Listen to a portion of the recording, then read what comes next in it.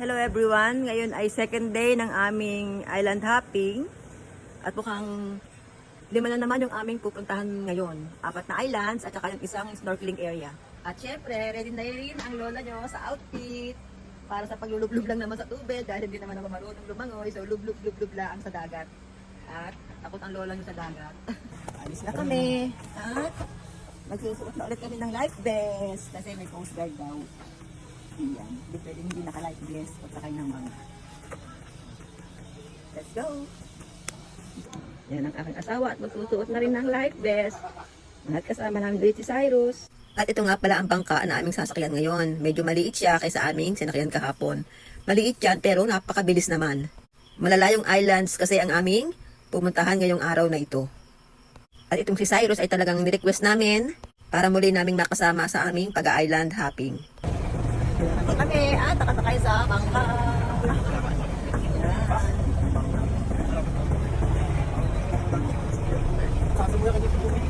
Kalahating oras na biyahe, pero ang aming sinasakyan ay mabilis na bangka.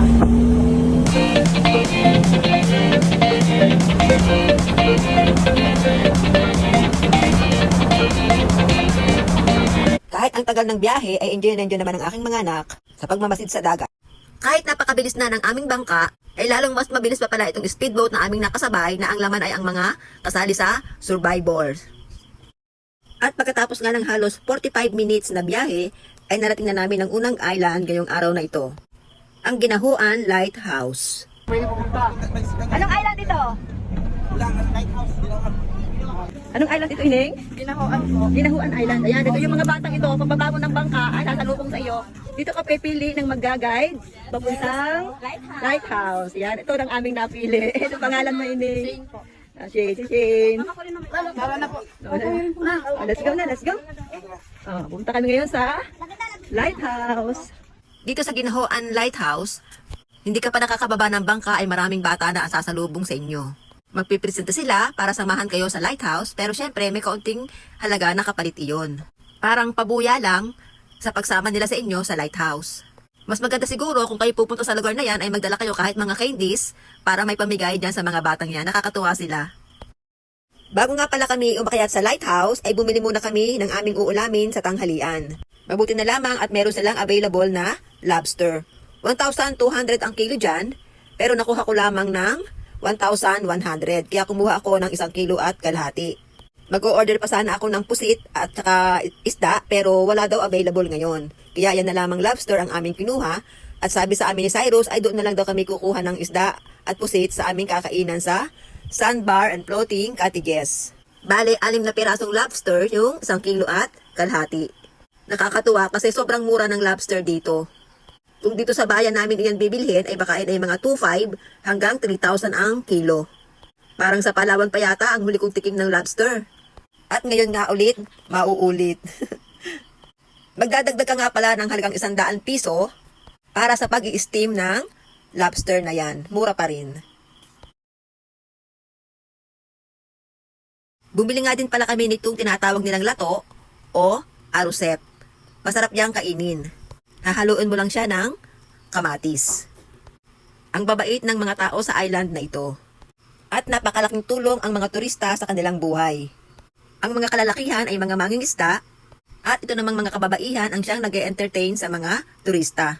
At sila na rin ang nagbebenta. Ang mga kabataan naman ang siyang mag-guide sa iyo papunta sa lighthouse.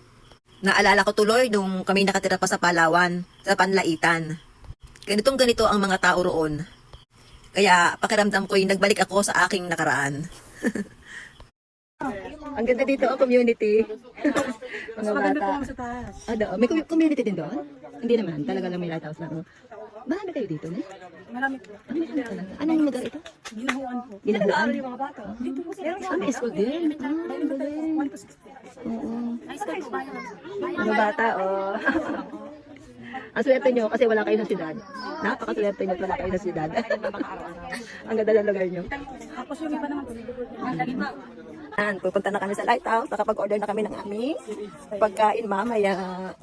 May kasama din dito ibang bata. Oh.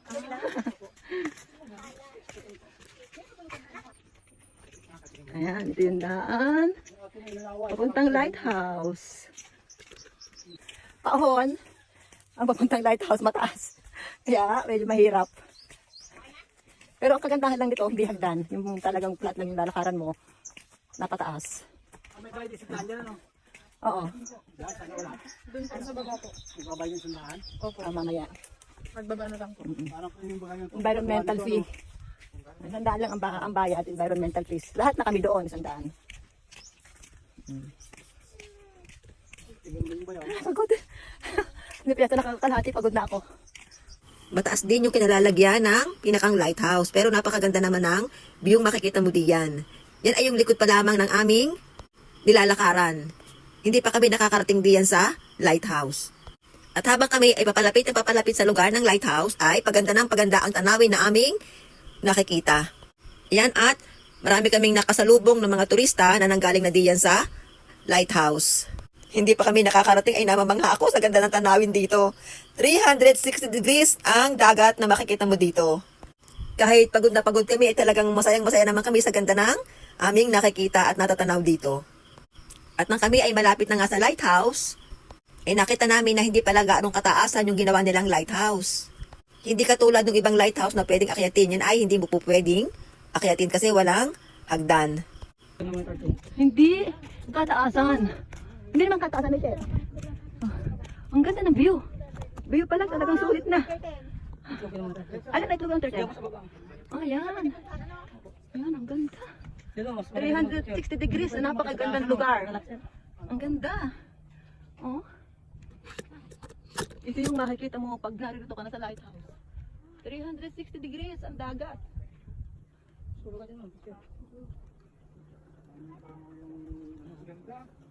Ang ganda nga. Ang ganda. Ito Camarines, ano? Kanduan ko. Canduanes. Kanduanes.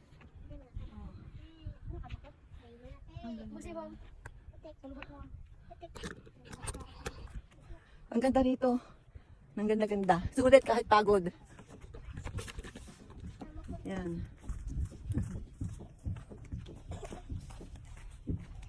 At ito yung lighthouse. Yan. Tama lang, natanangkam na ng liit. Ganda. Napakaganda ng lugar na ito kaya hindi namin pinalampas ang picture-picturan at ang kunwari ay drone shot ng mga batang tiga-isla. Napakagagaling ng mga batang ito sapagkat kahit cellphone lamang ang kanilang gamit ay napapalabas nila na parang drone shot.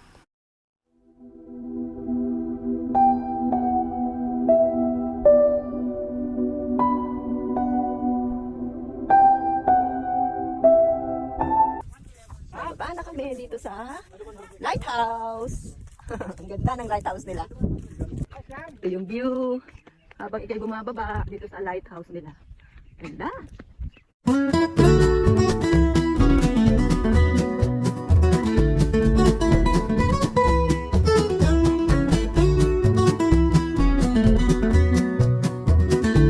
At nang kami nga ay makababa, ay napansin kong napakaraming bata pa rin ang naghihintay ng mga turista. At napakaraming turista pa rin ang mga dumarating. Paalis na sana kami pero may nakita itong aking mga anak na nagtitinda ng sea urchin kaya hindi nila ito pinalampas. Titikman daw nila kung anong lasa ng sea urchin na ito. Ayan at biniyak na nga ni mamang magtitinda itong isang sea urchin. Mura lang naman yan, bali ang isang piraso ay nasa 30 pesos lang. At itong anak kong lalaki ang una yatang titikim. Tinikman ko rin naman yan. At ang lasa ay lasang dagat. Maalat-alat ang lasa niyan. At masarap naman. Malambot yung pinakang laman niyan. Bali konti lang pala yung makukuha mo diyang laman. At lasang dagat nga. At pagkaalis nga namin sa Ginahuan Lighthouse, ay dito naman kami pumunta sa aming ikalawang destinasyon. Ang Manlawi Sandbar and Floating Cottages. At dito na rin kami kakain ng tanghalian. At dito na rin kami bibili ng iba pa naming uulamin. Marami nga palang mga nagtitinda dito. Mga iniaalok na iba't ibang klase ng isda at mukhang fresh na fresh ang mga isda dito. At hindi lamang mga isda ang tinda dito, may mga soft drinks, may mga beer, at may mga wine din. Para siyang floating market. Meron dito floating market. Dito na nagbebentahan ng isda sa gitna ng dagat. Yan, habang kami nakasakay dito sa floating, anong tawag dito? Floating cottage. Yan. Ang ganda oh. Floating market. First time. Tsaka ano pa? Magkano yan? Ano luto yan? Sinigang at saka inihaw. Sige.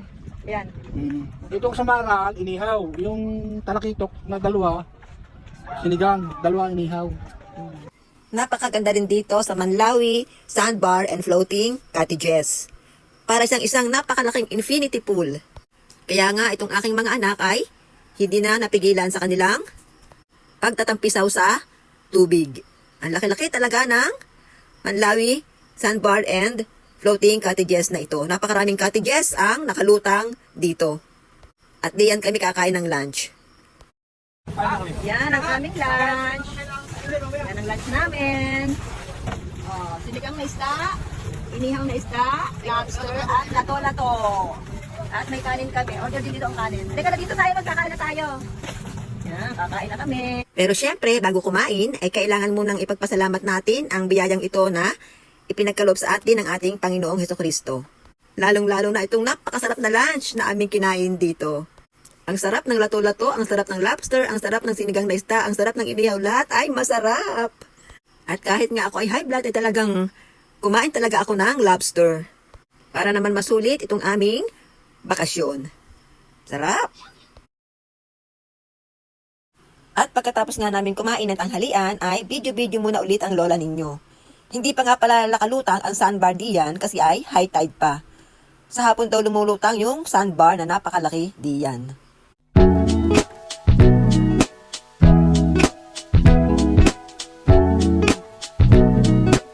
At nang magsawa sa kabibidyo ang lola ninyo ay nagtampisaw na rin sa tubig. At naglaro-laro na rin kaming mag-asawa diyan.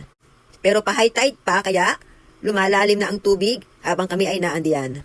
At dahil nga pa high tide pa at lalong lumalalim ang tubig ay napilit na rin kaming umahon para pumunta sa susunod na destinasyon. Paalis na kami at papunta na kami sa aming third destination, ang Sabitang Laya.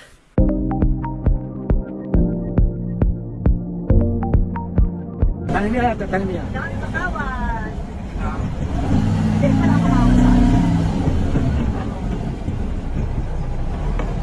sa makawan. Uy, dadaan tayo dyan? Wow! Dadaan kami sa makawan. Sa gitna. Sa gitna ng makawan. Ganda. Wow, ganda. Ang ganda ng bunga, oh. Ay, mga makawan? Ayan, oh. Oh, ang ganda. Nakapito ka lang dyan. Oo.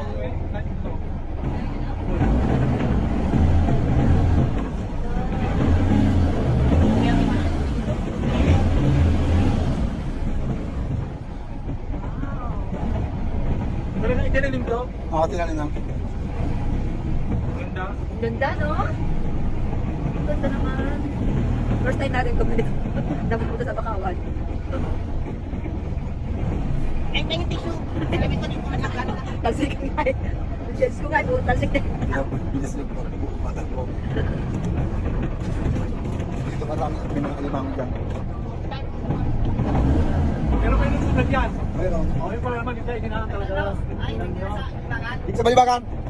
Araw mo ide? Hindi mo sa balibakan. No. Dito maraming ano, alitablab. Oo.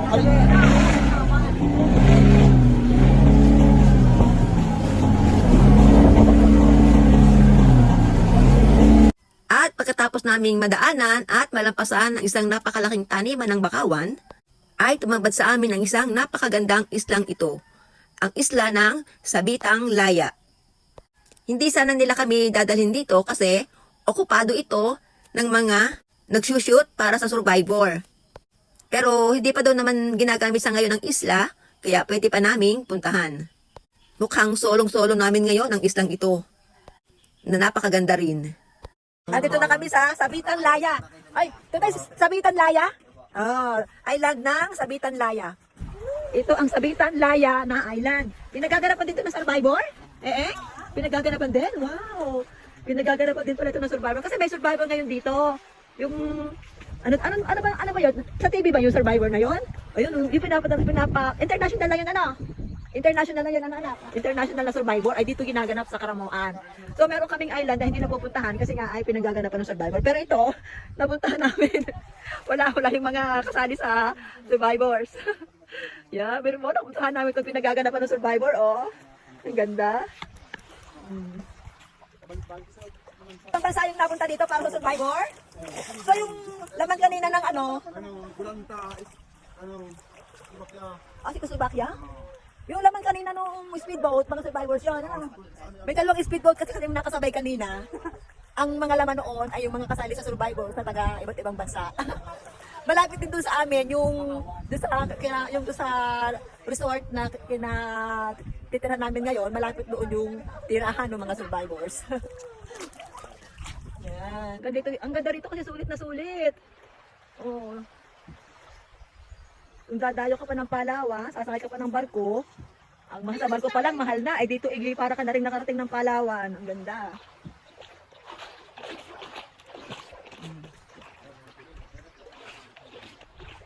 Ganda. Yung asawa ko, magsusuot naman ng goggles.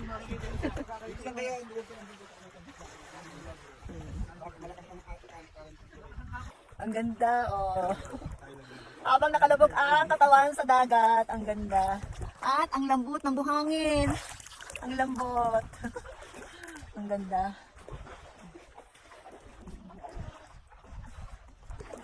Ang ganda ng Karamoan! Hanggang dito lang kami kasi ay sa banda roon ay pinagsushootingan ng Survivor. Bawal na pumunta doon. So dito lang kami sa lugar na to. At least, ang ganda dito sa lugar na to. Ganda.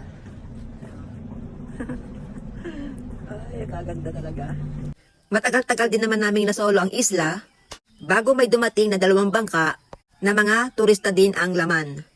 Tiga Santa Cruz, Laguna daw sila at meron silang team building. Natapos, halos kulang-kulang isang oras dito sa Tag-Itang Laya Island. Ay, alis na ulit kami. Last destination namin yung snorkeling area. At syempre, dahil snorkeling area yon, stay in the boat na po ako.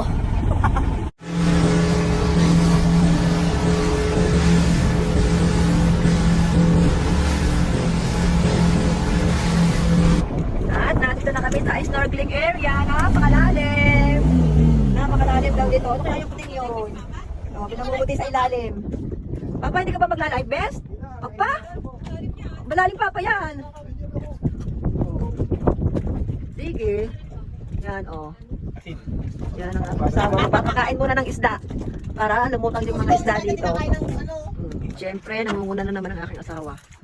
Yan, wala yung life vest. Naku, wow! Yan. Wow, ang galing ah. Naku po, ayoko. Pag ganitong snorkeling, dito na lang ako sa bangka. Talagang ako'y takot na malalim. Ayoko nang hindi ko nakakapa yung ibaba ng dagat. Ayoko nung ganon. At dahil bumaba na ang kanilang ama, ay syempre, hindi naman patatalo ang mga anak. Bumaba na rin ang aking si Isye at ang aking si Eeng. Napakalakas ng current ng tubig diyan kasi napakalalim ng lugar na yan at mukhang pa-high tide pa. Kaya talagang nakakatakot tingnan. Ang aking mag-aama habang naandiyan sa napakalalim na dagat na yan. At dahil nga sobrang lakas ng alon ng dagat ay napilitan na rin umahon itong aking mag-aama. At dito na po nagtatapos ang aming pagbisita sa mga islands ng Karamoan. Napakagandang experience na makita ang kanilang magagandang isla at makilala ang mababait na islanders. Hindi lang pala yung mga islang napuntahan namin ang pwede nilang i-offer. Napakarami pa palang isla na pwedeng puntahan. Yun nga lang, medyo magtatagal ka dito sa Karamoan. Marami pong salamat sa inyong panonood. Bye-bye po at God bless!